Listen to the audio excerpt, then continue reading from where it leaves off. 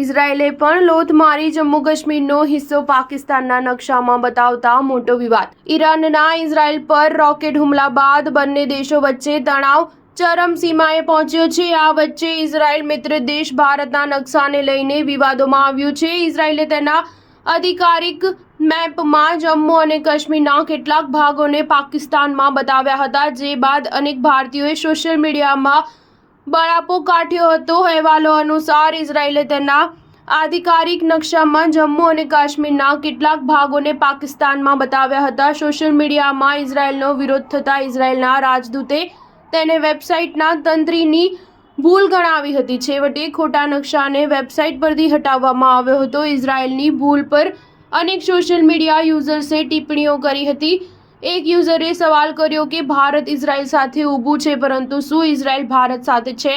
અન્ય એક યુઝરે લખ્યું કે ઇઝરાયેલ ભારતનું મિત્ર છે અને મિત્રએ તો નકશાની ચીની આવૃત્તિને દૂર કરવી જોઈએ. થોડા દિવસ પહેલા યુએનમાં ભાષણ દરમિયાન ઇઝરાયેલના વડાપ્રધાન બેન્જામિન નેતન્યાહુએ ઈરાન, ઇરાક, સિરિયા અને યેમેનને અભિશાપ, જ્યારે ઇજિપ્ત, સુદાન, સાઉદી અરેબિયા અને ભારતને આશીર્વાદ ગણાવ્યા હતા. આ દરમિયાન પેલેસ્ટાઇનના ભાગ વેસ્ટ બેંક અને ગાઝાની સાથે સિરિયાના ગોલન હાઇટ્સને ઇઝરાયેલનો ભાગ ગણાવ્યા હતા. સ્ટાર ન્યૂઝ 7 હંમેશા સચ્ચાઈની સાથે.